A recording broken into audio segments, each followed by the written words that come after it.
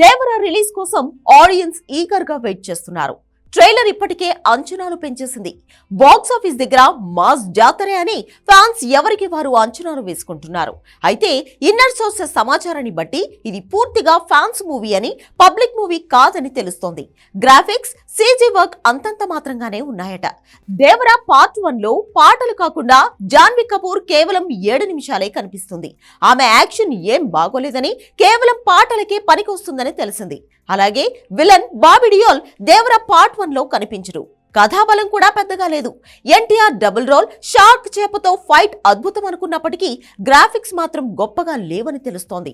కథ విషయానికొస్తే 3 మత్స్యకార గ్రామాల మధ్య కథ ఇది. దీనిలో ఒక గ్రామానికి ఎన్టీఆర్ పెద్దగా వ్యవహరిస్తే, మరో గ్రామానికి సైఫ్ అలీ ఖాన్ నాయకుడిగా ఉంటారు. శ్రీకాంత్ 3వ గ్రామానికి పెద్ద.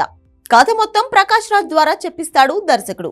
సముద్రం ద్వారా సప్లై అయ్యే ఆయుధాలను ఒడ్డుకు చేరవేసే మత్స్యకార గ్రామాల మధ్య విభేదాలు, విధ్వంసాలు, పగలు, ప్రతీకారాలు కథ ఇది. బయట నుంచి వచ్చే ఆయుధాల వల్ల దేశంలో తీవ్రవాద శక్తులు పెరుగుతున్నాయని, జనం ప్రాణాలు పోతున్నాయని, అరాచకం ప్రబలిపోతుందని ఒక జాలరి గ్రామానికి పెద్ద అయిన దేవర గుర్తిస్తాడు. తాము డబ్బుల కోసం కక్కుర్తి పడితే దేశమే సర్వనాశనం అవుతుందని, తీవ్రవాద శక్తుల చేతుల్లోకి వెళ్లిపోతుందని తెలుసుకుంటాడు.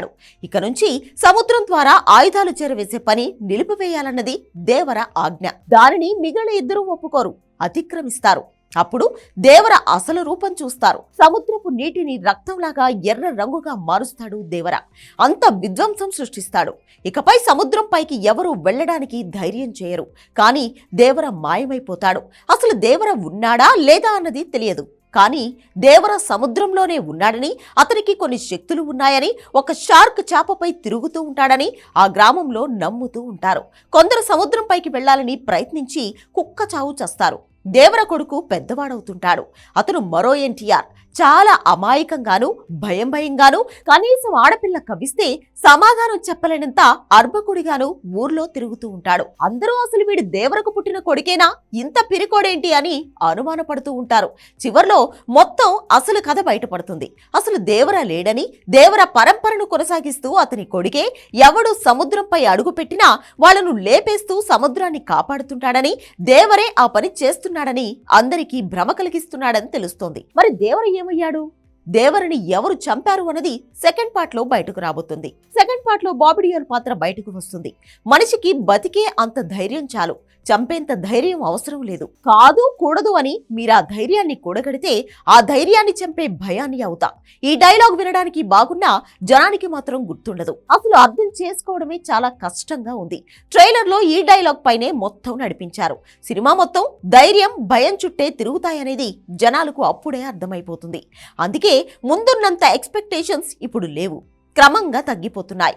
దేవరిని చంపాలంటే ఆయన సమయమే కాదు, సరైన ఆయుధం కూడా దొరకాల. ఈ డైలాగ్ మాత్రమే జనానికి అర్థమవుతుంది. అందుకే చిరంజీవి ఆచార్యని అట్టర్ ఫ్లాప్ చేసిన పాదఘట్టం కథ మళ్లీ రిపీట్ అవుతుందేమోనని ఫ్యాన్స్ వణికిపోతున్నారు. రెండో పాట సంగతి దేవుడెరుగు. మొదటి పార్ట్ గట్టెక్కుతుందా అని చర్చించుకుంటున్నారు. డైరెక్టర్ కొరటాల శివ క్రియేషన్స్ కొన్నిసార్లు జనం ఊహలకు అందవు. ఇప్పుడు అదే భయం అందరినీ పీడిస్తోంది. ట్రైలర్లు, టీజర్లు చూస్తే ఏదో జరగొచ్చు అనే భయం వెంటాడుతోంది. ఫ్యాన్స్ ధైర్యంగా ఉండలేకపోతున్నారు.